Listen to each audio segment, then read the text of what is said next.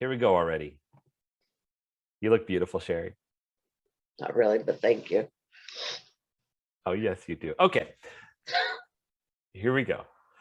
Well, the thing that everybody doesn't know is that we are often naked together in the mornings. That's true. Via selfie. Andy and I take our ugly selfies in the morning and send them to each other very often. So this is nothing new to us. Except for you have makeup on, and I have makeup hair's on. done, and I have my glasses on. So there. So. Oh, wow. Well, Cheri, have I got the genitals for you? If you've got an itch, Andy Vargo will scratch it.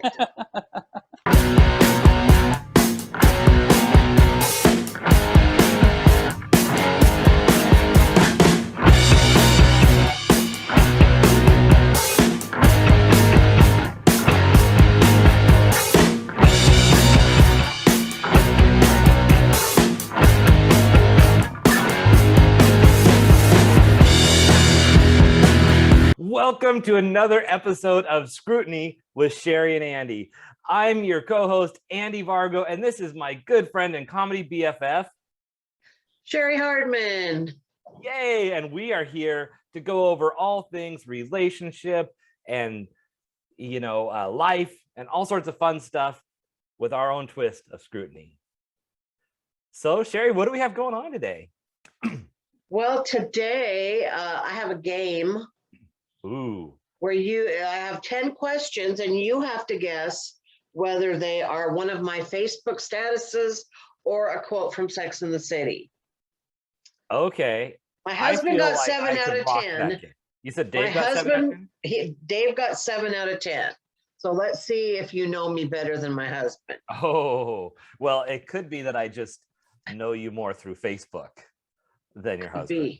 Could be. So that's going to be fun. Yes. I also want to talk about gossip. Yes, I would like to talk about gossip too, because there's been some buzz. There's always buzz, isn't there? There is. And of course, we're going to start out by talking about what we've got coming up. Yes, that's going to be fun because I don't know about you. Well, I do know a little bit about you, but I have a very busy week coming up. So what do you have going on? Let's see. Well, this weekend I'm doing just like a 5-minute kind of audition set because it has to be clean, and so that's all I have to say about that. Monday, though, it's our big show at Odd Otter. Yes. Gabe Rutledge, our headliner, Andy Vargo, our producer. I'm the host. It's going to be fun. It's going to be a full house. So if you're planning on going, I would plan on getting there a little early. Yes, get there early, claim your spot, and also know that you may need to be sharing a table with others because there's only so many seats. And so going to be neighborly. So that's exciting. I am stoked about that show. Yeah, so that's the 30th. And then I go back to work on the 1st. So I have a sad face now because I've decided that I really don't want to go back to work. So, well, because you're working the comedy and you've been busy with comedy, like that's a job. That's a lot. Yeah. So there's that. And then fun.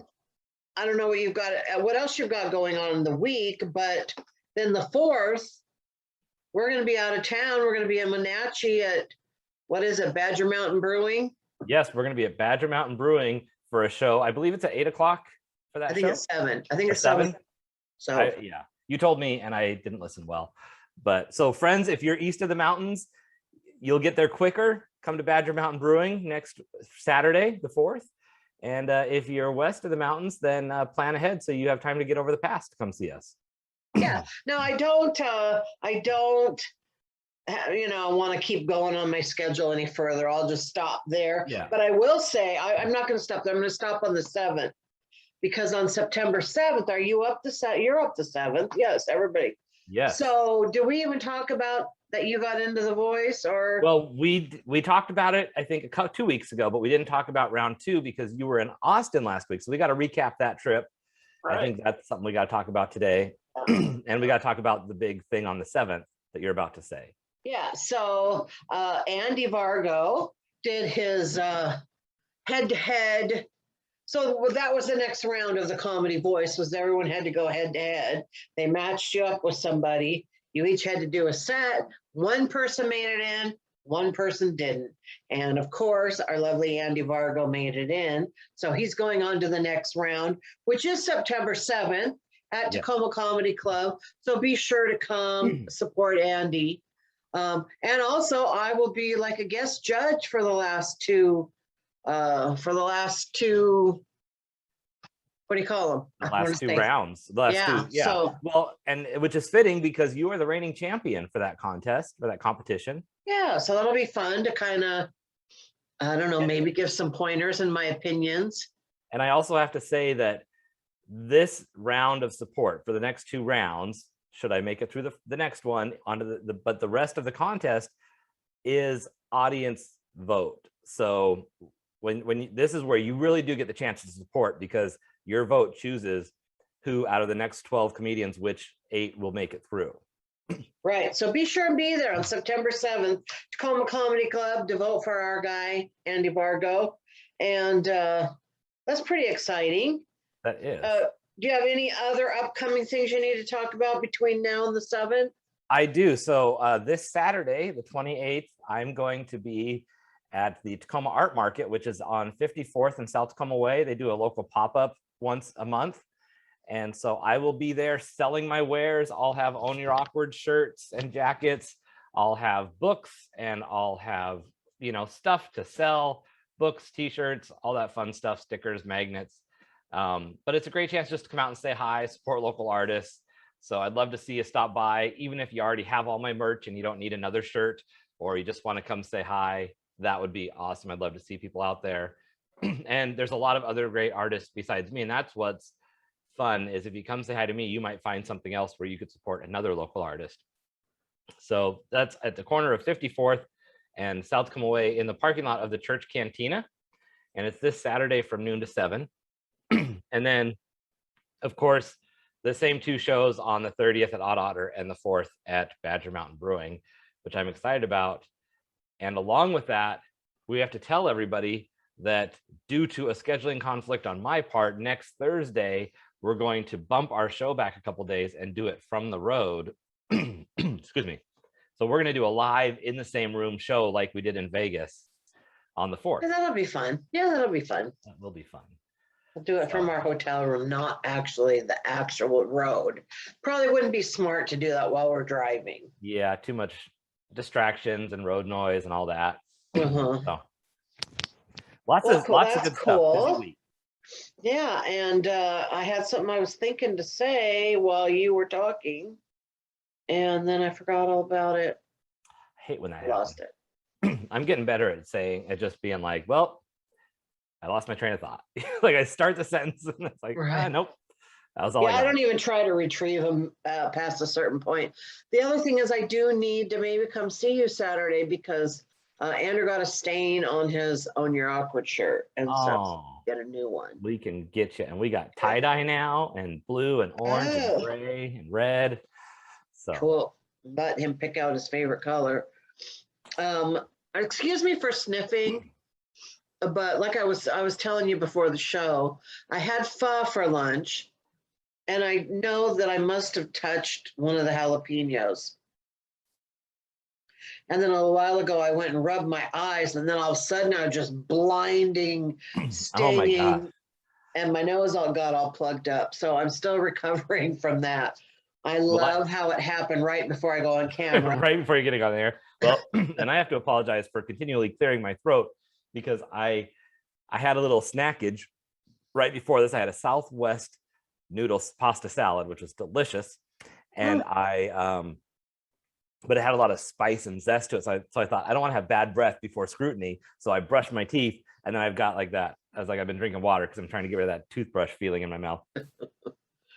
That was so nice of you to take care of your breath before you talk to me, even though we're in different places. Well, it's all about how you feel. Plus, I know you'd call me out. You'd be like, oh, really, dude? I put perfume on, so. Oh, okay.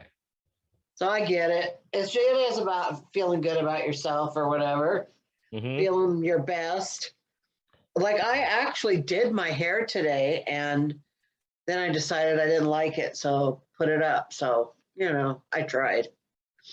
But yeah, let's talk about my trip to Austin. Yes, let's that was such an amazing trip to see you go do that and be booked solid. And there was a lot of things, good and some challenges, and yeah, it love was to hear all about it. I don't want to give like the whole Right. whole thing, but let me look at my calendar so I can kind of remember what I did while I was there. I went by myself, me and my scooter, and I brought my stool with me and my purse and my pillow to sleep on the plane. And I was really worried about having to pee on the plane because those bathrooms are tiny. But it was fine. Flew down there. I had a really nice hotel. I was really happy with my room. But the thing that I found about Austin is that they don't have a lot of handicap cabs, wheelchair cabs. And I did not take that into account before I got there. So 3 of the 5 shows that I did were right in the downtown area. So I could they were within walking distance.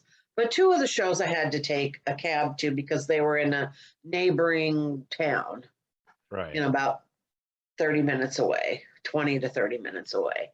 And so the first night I was downtown, it was great. It was fun room, good audience. It was very pleasant. We had a good time.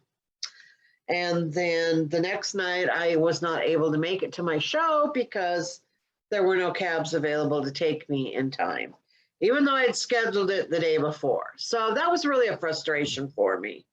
Yeah, especially when you had thought ahead, planned ahead, covered everything. It's not just like, oh, you waited until it was time to go to the show. Right. What if you needed to get to the airport or something? You know, you would have missed your complete flight just because of that. So that's something that I learned for when I go out of town. If I fly, I thought before I went that, oh, maybe I could just like rent a wheelchair van. But I was a little bit worried about that. And I thought it seemed too expensive. Well, it really wasn't. So next time, you know, but Austin, downtown Austin, now I didn't go to like any, you know, I didn't like sightsee Austin. I just saw downtown Austin. So I'm only judging a town by its immediate downtown area. Right. The part you saw. But 6th Avenue, or I don't know if it's avenue, but 6th Street, it's like bar after bar after bar after bar after bar after on both sides of the street. I couldn't even tell you how many bars there are. Wow. And you'd go by and it's all different. You hear rap, country, hip hop, rock and roll, just blues, just every kind of music you'd think of. That's awesome. A lot of live bands and stuff like that. And it's mostly just really young people, 20s and 30s. So I gotta say, being by myself, being fat, I didn't see any other fat people there. Being in a scooter, I felt kind of like a fish out of water, I gotta say. And I'm gonna say when I did a show and I was at a place, you know, everybody was super nice and kind to me. So I don't want to, you know, poop on Austin. And maybe just if you and I had been there together up to like some drunken shenanigans, it would have been a blast. But just to, you know, the situation I was in, it was not really my city. But we did I got to see Adam Lucky, our good friend, and John Rice, comedians that used to live up here, and they went down there and I did a show. Adam booked me on a show, The Filthy Show. Ooh. And what was interesting is they're one of the comedians, Eleanor, can't remember her last name, but I guess she tours with Andrew Dice Clay. Oh, okay. And I was just watching Jamie Kennedy's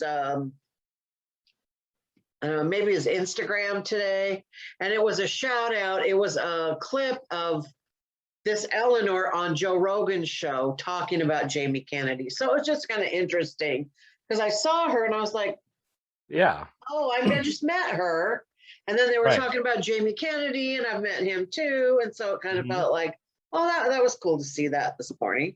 Has nothing you know, so that was kind of fun. So it's always nice when you get to meet comedians from other scenes, because Right. you tend to run into them. Like when I was down in Santa Rosa, like 2 or 3 years ago, I think I did a show with Kai Krebs. Mm-hmm. And, you know, like, and I've seen him other places. So, you know, it's just interesting to see. Well, you kind of build your community, and then to see the connections and to see how well how fun it is when you get to see people again, but then also how well you're connected to people that are connected to other people. Right. And really like how interconnected we all are, you know. Right. Comedy scene is smaller than you really think it is. Yeah. But you know, there was an incident one night. For those of you who didn't, do we have any comments, by the way? I was just gonna say, I didn't want to interrupt you, but Toby Robinson said, "Hey, what's up?" So just shout out thanks for watching, Toby. And there's a few other viewers on here. Can't always see who you are, but we appreciate you guys being here. And as we get into things, we're gonna get into some fun stuff. Feel free to comment when we get into the gossip stuff. We'd love to hear your take on what we're talking about. So I am paying attention, and if I don't respond right away, it's just we're getting through a train of thought, and then we'll jump on it. But I didn't want to talk about what happened the one night when I was there. Yeah. I went to a show in Georgetown, which is near Austin, and I took a cab out there. Now, because the prior night was the night I wasn't able to make my show, I wanted to make, my necklace just failed. I wanted to make sure I was going to be there on time. Well, luckily the show was in a movie theater. So I went early enough that I could go watch a movie. Mm-hmm. So this was like an 8 o'clock show. Well, the movie was at 5 o'clock. So I showed up at 5 o'clock, right? Watched my movie. It was a good movie. I stayed awake through the whole thing.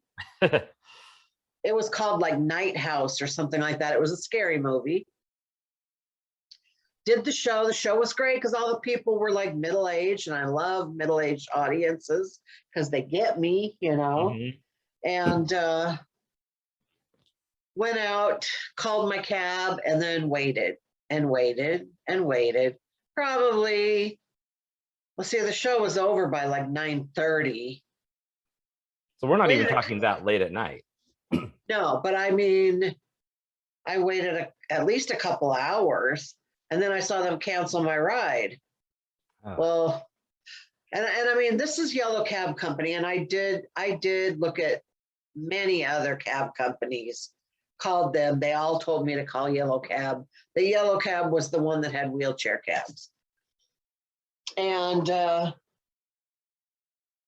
so they canceled my ride. I put another ride in, and there's a note section.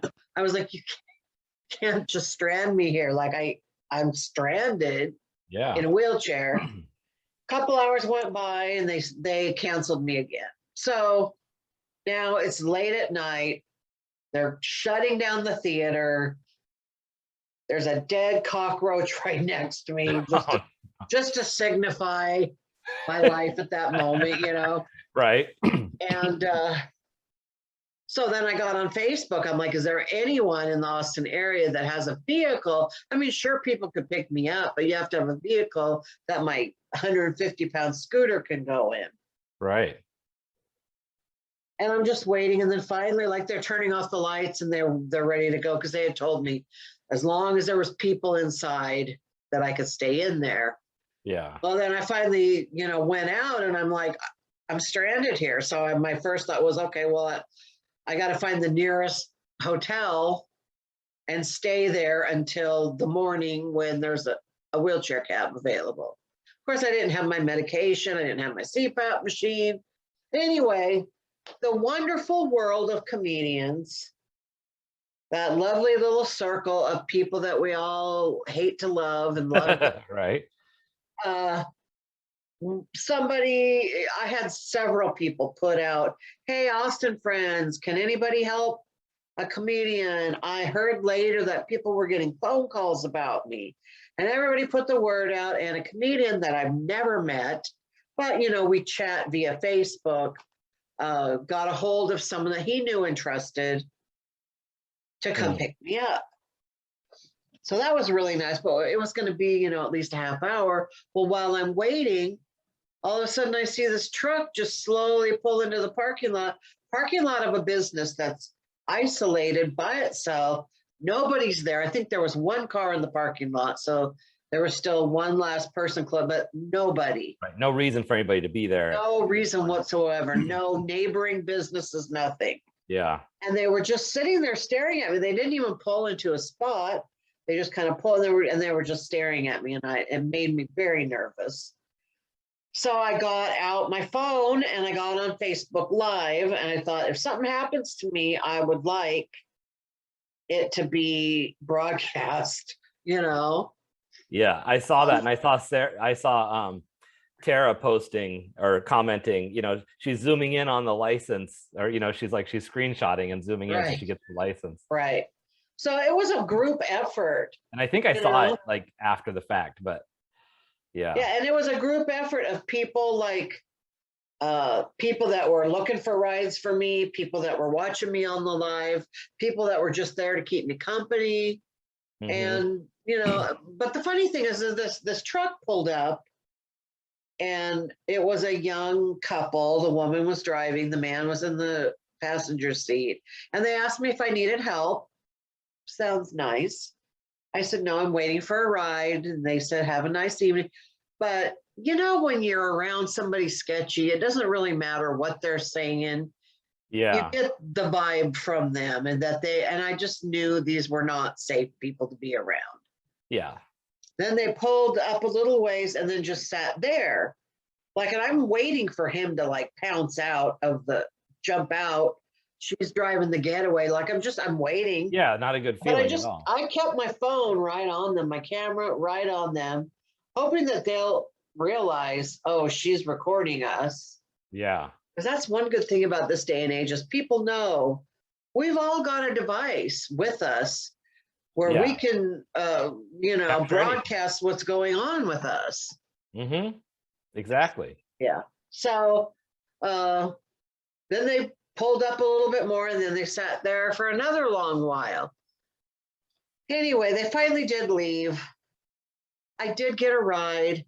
Some guy showed up that was the friend of the friend, and he was just like a hot, long-haired young man, looked like every guy that I screwed back in 1979, And he was a dear, sweet man. He lifted up the whole scooter by himself and just kind of tossed it in the back of his van and got me where I needed to go. So I rewarded him by embarrassing him in public when he dropped me off, because that's how I roll. And anyway, I made it home safely. And then I heard the next day about people saying, oh yeah, I got a phone call about you. Somebody was saying you needed a ride, and next time you come down here, we'll make sure this doesn't happen. But it really made me realize how vulnerable I am. And I like to think of myself as a badass. You are a badass, and we're all vulnerable. But I get. I can't run. I mean, where in the hell am I supposed to go? Luckily, they can't just pick me up and carry me off. I'm a big girl, But it just really made me think that maybe I need to carry something with me. Like somebody suggested some bear mace. I don't trust myself with the gun because number one, I don't like them. But number two, I'm very clumsy. you don't want to be that kind of news story. Myself in the foot or something like that. So it just really made me think, I don't know, maybe a normal person would say, oh, I'm not going to travel by myself anymore. Well, that's not going to happen, Well, and I think that it's good that you don't give up, and that you don't just say, well, okay, this trip ruined me, I'm not going to do it. Instead, it's, at least the vibe I'm getting from you is, okay, next time I step out like this, here's a couple things to consider so that I am better prepared for situations I haven't run into before.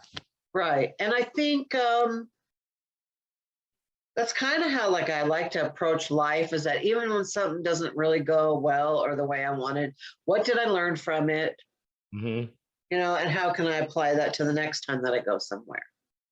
Yeah, and honestly, there are so many people who aren't in a scooter and don't have things that are obvious challenges to the rest of the world physically, I'm saying, that will not travel alone, that are paranoid of it. They don't, even if, whether it's the airport, the being in a strange city.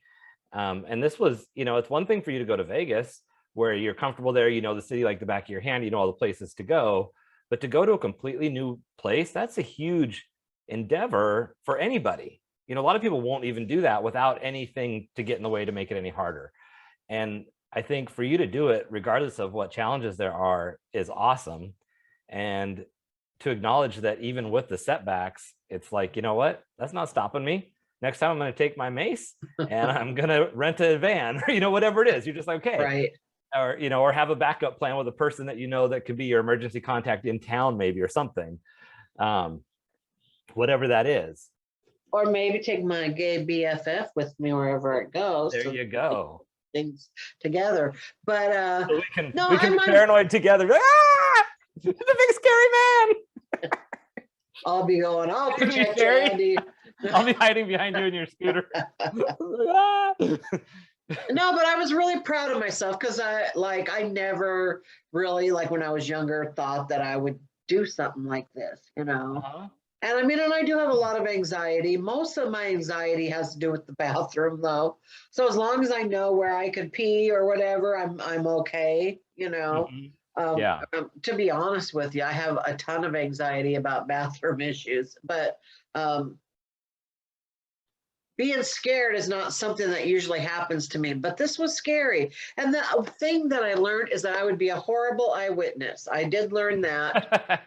Horrible eyewitness, because I sat there and looked at this guy, videotaped him and everything. And it wasn't until Scott, the guy that picked me up, mentioned it, did it really even dawn on me that a guy had an eye patch on, like a pirate, How does that just escape my memory? Yeah, like that's if I would have been telling the cops what he looked like, I would have not even mentioned that he was wearing an eye patch. So what color were his eyes? I couldn't really see one of them. I don't know. Yeah, so I will be working on my eyewitness skills and a lot of times I watch this show called I Survived. Mm-hmm. I don't think they're making new ones anymore, but I like to watch these episodes, and it's all these people that survived, rape and robbery or something out in the wilderness.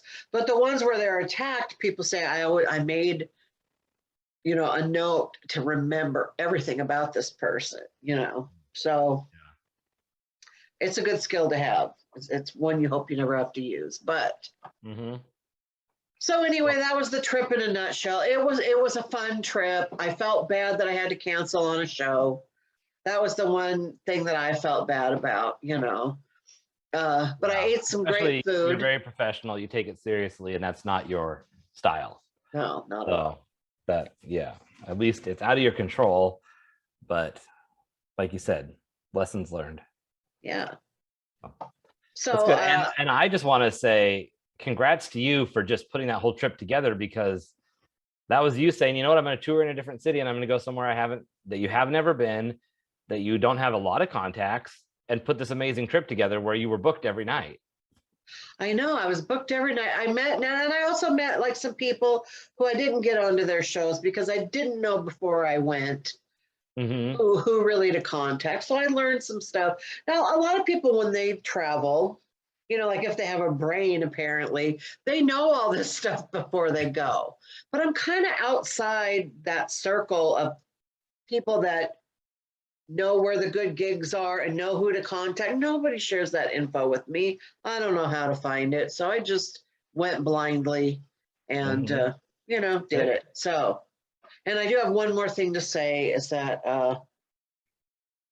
start watching Facebook for vacation countdowns from me. So. Oh gosh, we don't have to watch very hard because they just show up. Yeah. I don't know about you guys, but I wake up and it's like, oh Lord, Cheri's going on vacation in 230 days and 4 hours and 16 minutes. Yep. All right. But it's exciting. I love your enthusiasm around that. So are we playing a game next, or are we talking gossip? Why don't we play a game next? Okay.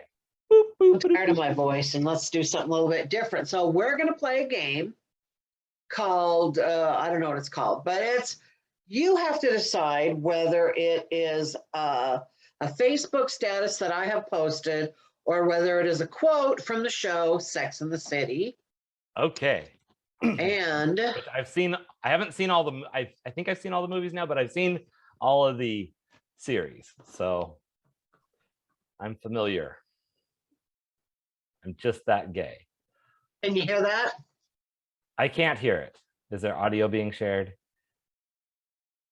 Yeah, I don't want to share the video, but I want to share the audio. It's just playing in my room, though. Why can't you hear it? I'm wondering. I guess because it's on my computer. Trying to listen. Let me see.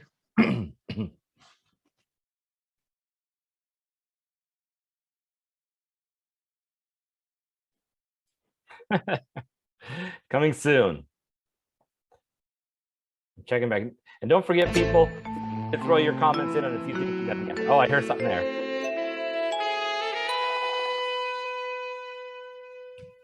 All right, so you can see my screen, right? I do, yes. Cheri status or Sex in the City quote? Who said it? All right. Okay. How do I make Am I it big? supposed to be able to see the side stuff? No, I'm trying to figure out how to do that. Like, Oh, very bottom of the screen. I think if you hit, is there a little thing that looks like it's a thing with a projector? Bottom left or no? Bottom left. If you click the one right next to that, does that go into presenter mode? view.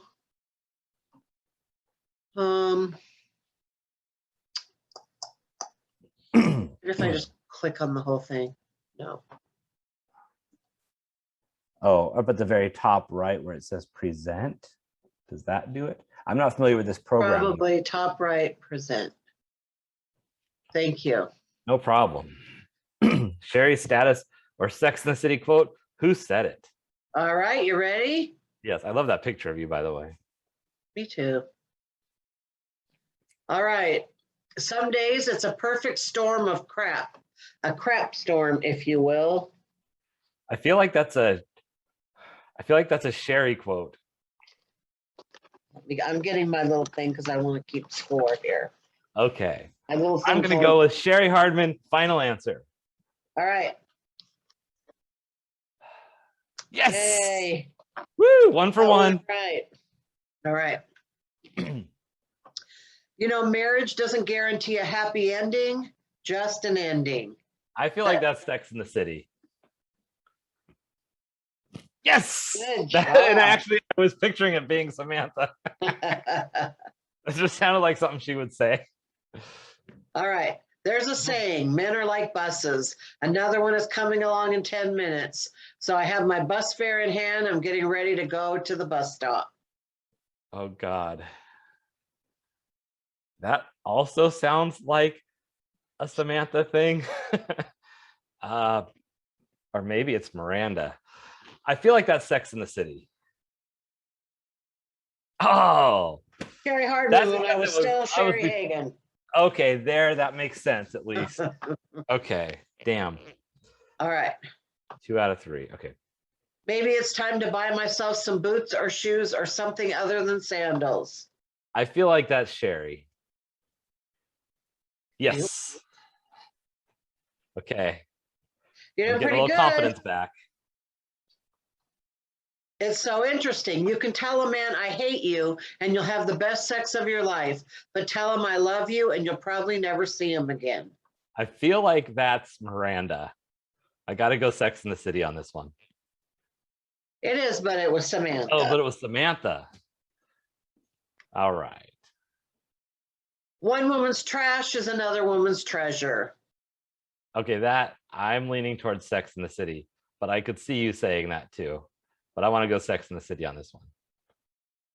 You are correct. You're doing pretty good. Got 5 out of 6 correct so far. Okay. Ugly sex is hot. Some of the best sex I've had is with people I can't stand. Oh my God. I feel like that's you. I'm going to go Cheri Hardman on this one. It was oops.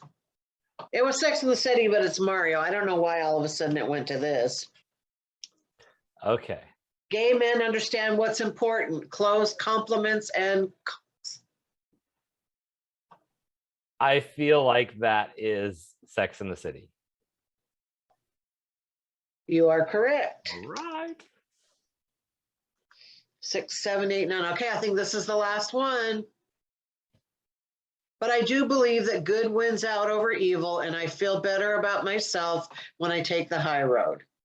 Okay. I feel like that is something you would say. I'm going to go Cheri on this one. All right. Yes. Ta-da! Oh, Sorry, Dave. 5, 6. Oh, I think there might be one more. One 'Cause more. I got Okay. 5, 6, 7, 8, 9, and there's 10 questions. Okay. Yeah. I will never be the woman with the perfect hair who can wear white and not spill on it. Oh. I know that you would say something like that, but I think that it's maybe Miranda on this one. So I'm going to go Sex in the City.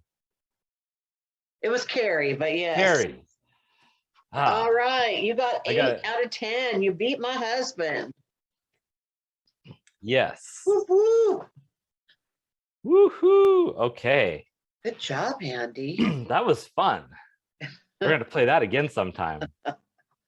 All right. Okay, gossip. You ready to talk about gossip? I am. And just for the audience, I'm just going to double check on comments really quick because while we were in the game, I couldn't see. Okay, we got no new comments, which is cool. Just don't want to miss you guys if you're throwing in any love comments or whatever. And if you're watching this after the fact, feel free to throw comments in there and we will be watching for those, replying and commenting and all that good stuff back. So, so yes, gossip. Just to let you all know, we're not going to tell you any hot gossip right now. We're going to talk about gossiping. Or do you have some hot gossip, Cheri? Well, I always have hot gossip, but I guess I thought about this because, you know that saying that says, if you can't say something nice about something, then come sit next to me. Oh, yeah. Yeah, if you don't have anything nice to say, then sit next to me. Yeah. Right.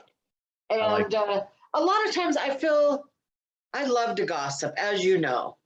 Mm-hmm. But I'm talking like gossip, like when you and I sit and talk shit about people, that's what I'm talking about. We're Right. gossiping, not, oh, and then she said this, and then you tell the next person and the next person and the next person. I think I'm talking between two people who can trust each other. Yeah. And I think there's a difference. Like there's a fine line because we feel like gossiping we know is bad. That's what we're always told. And so but there's a difference between gossiping where you're spreading rumors and where you're putting information that may or may not be right out into the world, and you're going around and making sure everybody knows the story or the hot news, whether or not you even really fact checked it, and you're getting that buzz out of being the first to share the information. Like that's one type of gossip. That's really non-productive.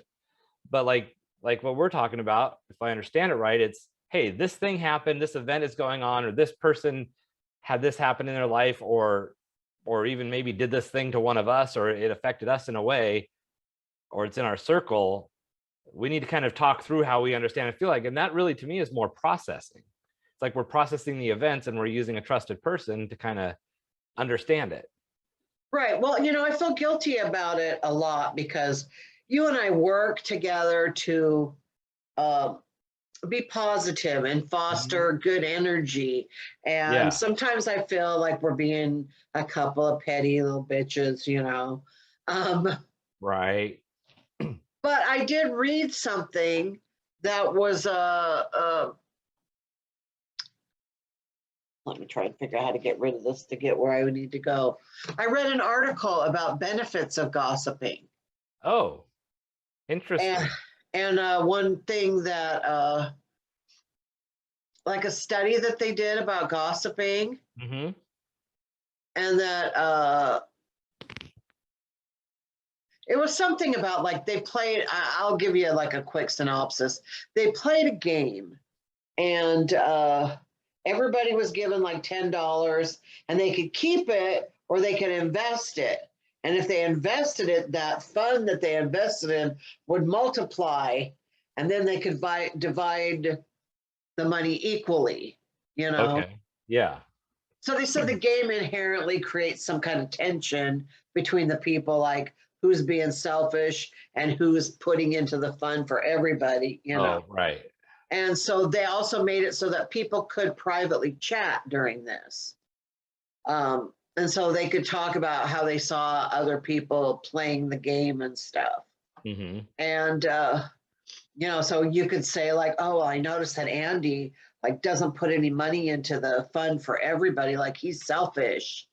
And they said actually that was actually a good thing, because sometimes that in like, I feel like I'm shouting all of a sudden, like in a workplace situation, like if I notice that, you know, this guy over here is doing stuff behind your back, or he's being unethical, and we gossip about it, that's kind of our way of making sure that things are going right and everybody's taken care That of. everyone's kind of protected, or yeah, that is a good point, because there is, especially in office culture, there is that importance of kind of the subculture, or the things that are going on behind the scenes that are important for a healthy office. And if things aren't being brought up formally or to HR or in a group meeting where someone feels comfortable raising their hand saying, hey, this is going on over here and I don't feel right about it, you know, it might not be bad enough that someone feels it's important enough to do that, or they might not feel comfortable doing it, but they go to their friend and say, you know, Cheri never changes the paper in the copier, and I just think she's being lazy and whatever. Well, that creates discontent in the office. And if we can find out about it, even informally, then it can be brought up, even if it's just, hey, everybody, make sure when you run, if you're the last one there, put paper in the copier. And then, you know, people know. But Right. They said that that gossip can also create a shared reality where friends and colleagues build social bonds, exchange information, and reach agreements on what's socially acceptable. So if we start, you know, by our gossip, we, okay, I'm going to bring up something that happened without giving away what it is. Okay. So talking code. Something happened recently that we were made privy to. Right. And somebody kind of admitted that they had something to do with it to one of us, right? And so I really felt like, number one, that showed me a lot about who this person was that I would have never known prior to this. Sure. But I also felt like it, you know, they admitted that they did it, but it could possibly look like one of us did it. Oh, right. And so now we know that it wasn't us. We know that it was somebody else. And this is what made me think of that. It doesn't set well, because even if you think something should have been done, or you know, it's like you can have two parties at play, and they can both be wrong in what they did. Right. And it's just like, I felt like that in this situation, I'm trying to be really careful. I feel in this situation, it kind of makes it fun to watch. It was kind of like somebody kind of threw the rest of us all under the bus, or anyone that's involved in this situation, in a way. And so it really didn't set well with me, and it's been bugging me all day. And then it's like, then it makes me want to go like correct that, but I'm not going to. Right. But I know now if somebody comes up to me and asks me a question, I might have to say where it came from. I don't know. Do you know what I'm saying? And it does two things. Number one, I think it exposes who not to trust, which if there hadn't, and a lot of times I think if there isn't some amount of gossip, then you aren't knowing who to trust, or you're trusting blindly, and that can be pretty dangerous too. And that's probably the biggest thing that it does, is it really exposes that. And then on the other side, it kind of makes you think, okay, how would I felt if I never knew this information? Like, what would I be doing? Would I not trust anybody then? Or would I be blindly trusting too many people? Or what assumptions would I be making about the situation? So, Well, yeah, it just made me realize that a conversation I'd had with someone else who thought I was upset at them may have been because of what this other person did. oh, right. And it had nothing to, and that reflection, they may have been reflecting on you, but really it wasn't. It had Right, nothing to do right. with you. But the person who's the object, then all of a sudden, the person who takes the biggest hit, they're sitting there looking at everybody going, okay, who can I really not trust? Because Right. they don't know. Right. Well, this article that I read was talking about like 60 to 80% of our communication between each other is about other people.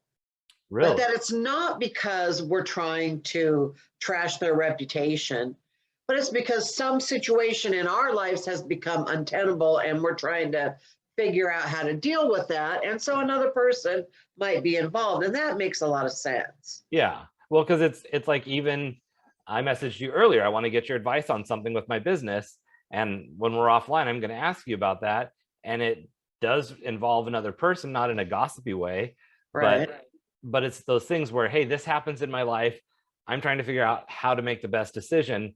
I need your input or your advice, so that I can have that compass and kind of make sure that, number one, that I'm pulling my own emotions out of it.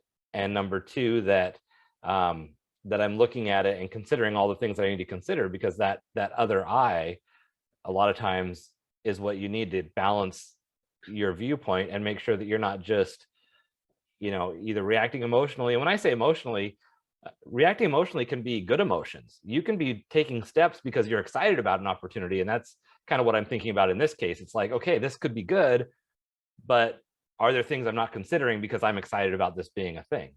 Right. And a lot of times I think when we think of people being emotional or making emotional decisions, we always go to the negative, like people are just reacting, they're doing this or that. But it's equally as dangerous to make emotional decisions when you're feeling good, because you don't consider what a lot of the other side could be. And so much of our life is interacting with other people, and we don't know anybody as well as we know ourselves, and usually we don't even know ourselves as well as we should. And so we do need that feedback. Right.